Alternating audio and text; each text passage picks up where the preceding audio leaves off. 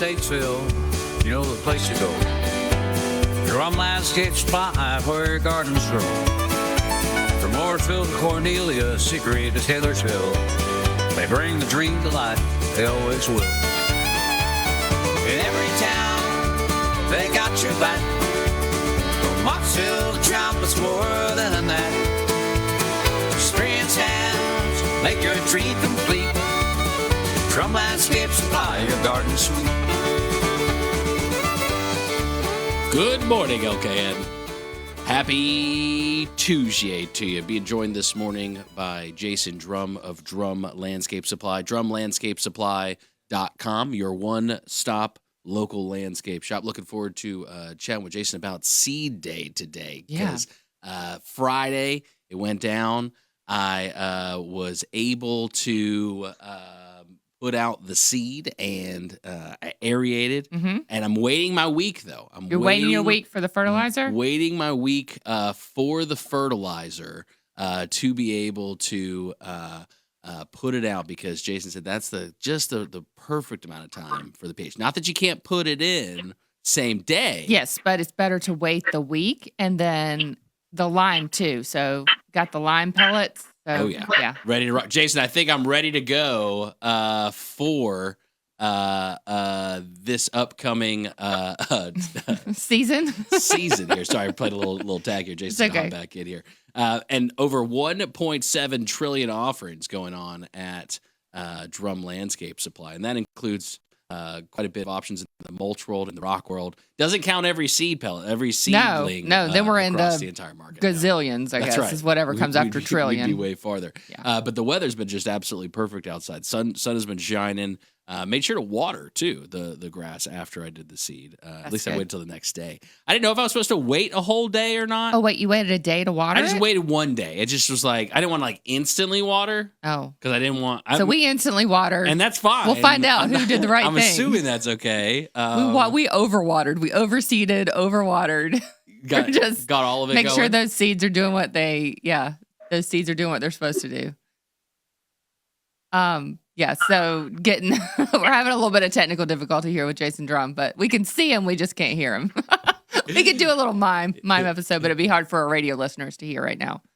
Try to get him on the phone. Call us. Absolutely. He can just hang out on the video here. We'll just talk about it. He can't hear us, though. He can't hear us at all. So, no, but that's okay. We'll connect back with Jason here shortly, and we'll have him call in.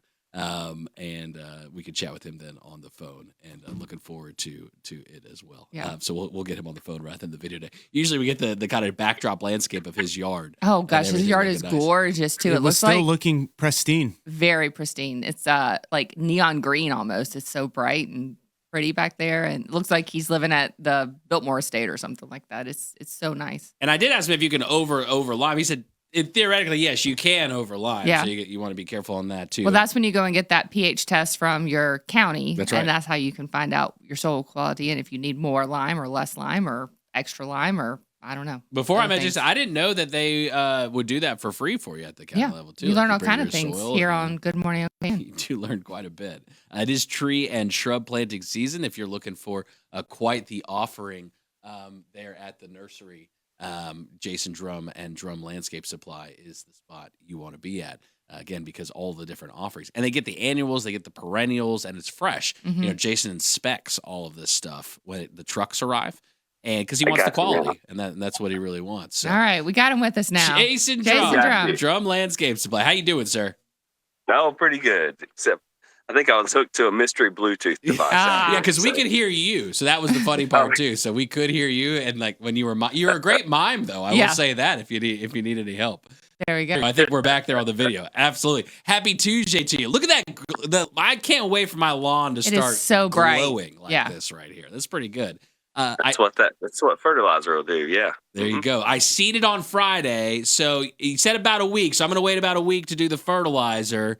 I'm just going to throw it out there and just kind of leave it. Hopefully the birds don't eat it. Is that the appropriate method of just kind of throw it out in the lawn and let it do its thing?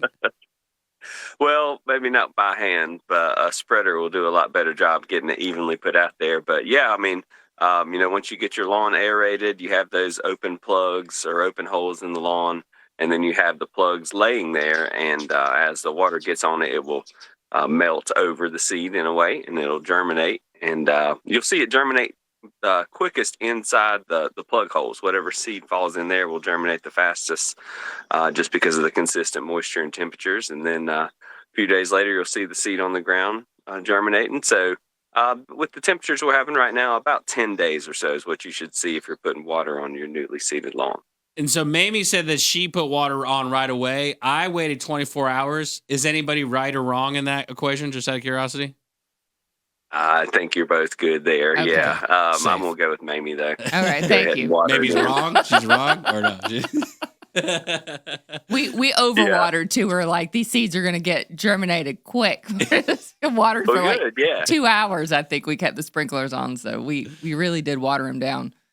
Looking Well, forward to watering one, good time to get it soaked in after you seed is great, but then you can reduce it down until it germinates. So really the idea now is just to keep some moisture on it. I mean, you don't want to be out there, trouncing around in some sloppy ground or anything, but just having that moisture on the seed will make it germinate faster. And then you cut down the watering from every day to about every third day, but you really increase the amount of time like you're doing. And what that'll do is that'll make those roots reach downward into the soil, and that'll give you your best lawn for next year. Now, do I need to worry about when I put the seed out? I've seen people put like hay over top of it. Do I need to worry about like that? Because we got a lot of critters in our neighborhood, squirrels and bunnies and stuff. Are they going to come and eat it all up? Probably not the squirrels and bunnies, but birds might. So what the straw does is that it does two things. It insulates the seed, which just gives it a more consistent temperature, but it also helps to protect it from birds. So if you're you're going to have weeds that come in with wheat straw. It's inevitable. So if you don't have to, if you can water it, it's fine to not put it on there. That'll be fine. If you don't have a means to water your lawn, then you probably would want to put some straw over those bare areas just to help hold in any moisture it does get and to keep the birds away from it. It's not just seed season. It's also one of the best times of the year to plant shrubs, trees, everything else. You inspect all this stuff. Your team does. You really care about quality. Yeah. How do you feel overall about like the season? Because you get the plants from elsewhere. Do you think everything's looking good this season from where it's coming from, or kind of give us your assessment on that? Yeah. So it is definitely a good fall. So what the nurseries, the wholesale growers will do is they will time out their crops to be ready for spring or fall. And this fall we're seeing some really nice stuff. They had a pretty good growing season. They control their own water, so it didn't matter if it was raining or not. But we did have some warm temperatures, and that's what really helps for local growers to be able to grow plants. Because if you have a lot of cloudy days and not a lot of heat in the summer, a lot of those plants just won't grow well. But we're seeing some really nice stuff coming in. We've got a shipment of flowers like fall flowers, pansies, snapdragons, some perennials, and grasses coming in this morning. And then next week we'll have our big Oregon shipment coming in. Where we'll have all kinds of unique things, a lot of conifers, some Japanese maples, just a lot of great looking stuff coming in.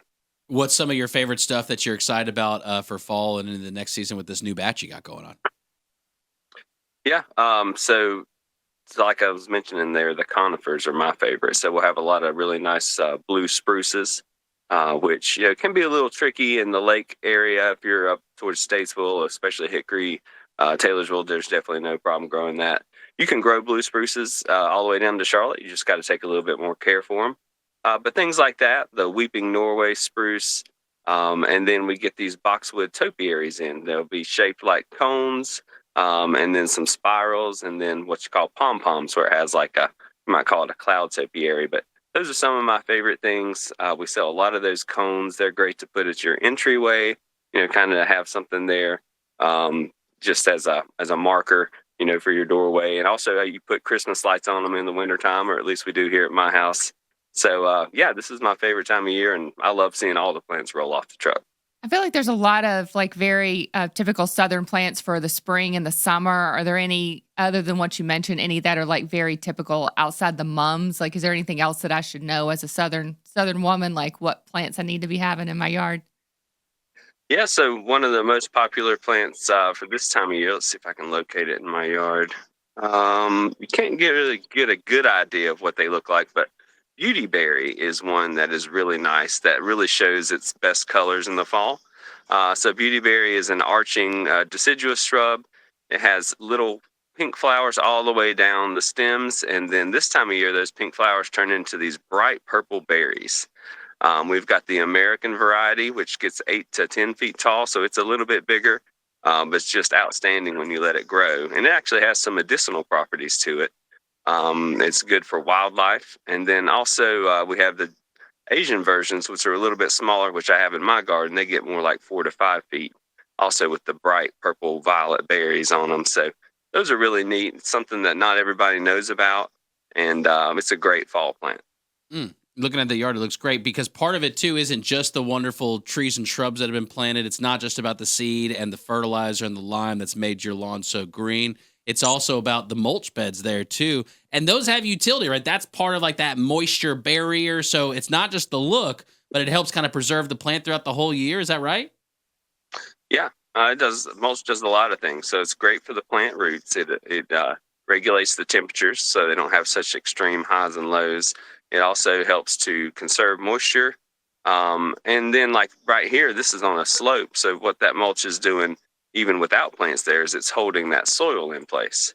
So a lot of times you'll have a big slope and, you don't want to put grass on it because you don't want to mow it. But I've seen some almost 45-degree slopes, or what you call 1-to-1. When you put a good layer of hardwood mulch like our red oak or shredded hardwood on it, it'll keep it in place without any other additional plants or anything. So mulch has a lot of great properties. It's also a byproduct of the timber industry. So it's great to use up all the parts of that tree. And it's just a neat, a nice addition, especially when you get into the fall and winter. Great time to put it out, not only for your plants, but it just helps to spruce things up around your house and make it look nice throughout the holidays. When you're wanting to make your lawn and garden look great, you want a professional. You want somebody who knows. Jason Drum Landscape Supply, your local one-stop landscape shop. Jason, thank you so much for joining us this morning. Lawn looks absolutely beautiful. Grateful for mine. I'm waiting for that germination. I check it every day. I get home. I say, where you at, little seedlings? Where you at? I'm going to find them soon. Go talk to them. That's right. Go talk to them. They might come up. Encourage them. Yeah, encourage them to come up. It's nice out here, guys. I promise. That's right. Jason Drum. Looking forward to chat with you on Friday, sir. Have a good week. All right. See y'all then. Thank you. Bye. You